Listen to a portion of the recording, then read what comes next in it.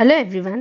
So we are going to start with another series of topic which is data preparation and analysis also called as DPA. इसके अंदर हम लोग ये देखेंगे कि हमारे पास किस किस टाइप के डेटा होते हैं, हम उसे कैसे प्रिपेयर करते हैं और कैसे एनालाइज करते हैं. ये बेसिकली यूज कहाँ होता है जब भी आप किसी मशीन लर्निंग या डीप लर्निंग के एल्गोरिदम लगा रहे हो. सो जो पहले स्टेप होता है एआई के अंदर, सबसे पहला स्टेप होता है आपका डेटा कलेक्शन का.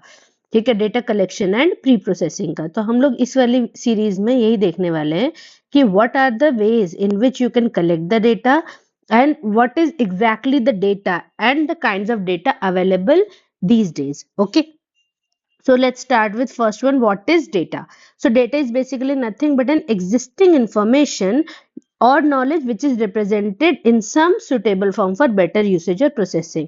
इसे अगर मैं layman terms में बोलूँ तो everything that is available across the globe it is data. कोई भी existing information है वो हमारी क्या है, data है. ठीक है, इसके अंदर बेसिकली डेटा को अगर हम बोले so it can contain the set of qualitative और क्वांटिटेटिव वैल्यूज. क्वालिटेटिव का मतलब क्या है, जो कि हम मेजर नहीं कर सकते, काउंट नहीं कर सकते हैं.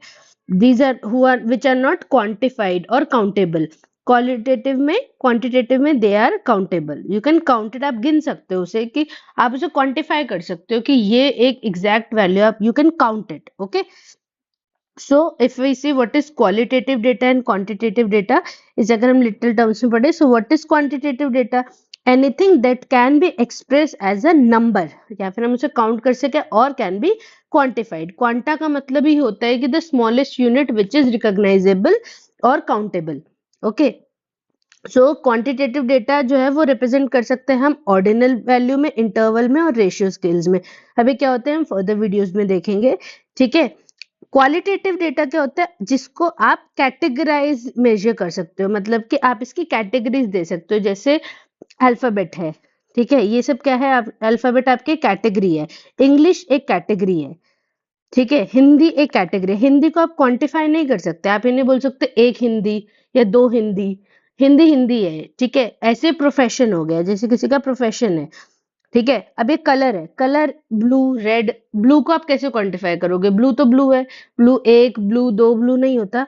ठीक है, so that means anything which is measured in the form of categories and they cannot be expressed in the form of numbers are the qualitative data. ठीक है, सो बेसिकली क्या है, स्टैटिस्टिक्स में आप इन्हें कैटेगोरिकल डेटा भी बोलते हो.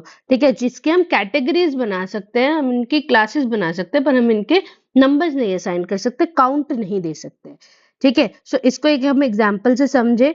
सो क्वांटिटेटिव डेटा और क्वालिटेटिव डेटा में हम लोग डिपेंड, ये हम लोग कब यूज करते हैं, they can be gathered from the same data unit depending on whether the variable of interest is numerical और कैटेगोरिकल. एग्जांपल से देखें तो बेहतर समझ में आएगा. मान लीजिए मुझे एक बंदे के बारे में, एक इंसान के बारे में कुछ इन्फॉर्मेशन चाहिए. ठीक है, मैं उससे पूछूं कि आपके पास कितने चिल्ड्रन हैं.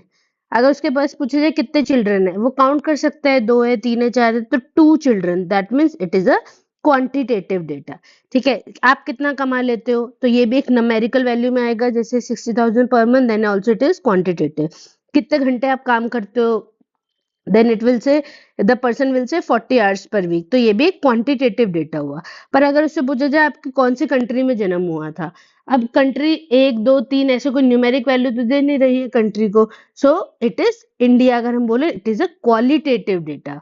ठीक है, आपका ऑक्यूपेशन क्या है, अगेन ऑक्यूपेशन भी कोई न्यूमेरिक वैल्यू नहीं हो सकती. वो बंदा अगर टीचर है, ठीक है, तो teacher is not a numeric value, so it is qualitative. Then आप फुल टाइम जॉब करते हो, पार्ट टाइम जॉब करते हो, आप देखो इसमें कैटेगरीज बनी हुई है, full time, part time, teacher, engineer, doctor, ये सब कैटेगरीज है, बट इनका नंबर कोई नहीं है.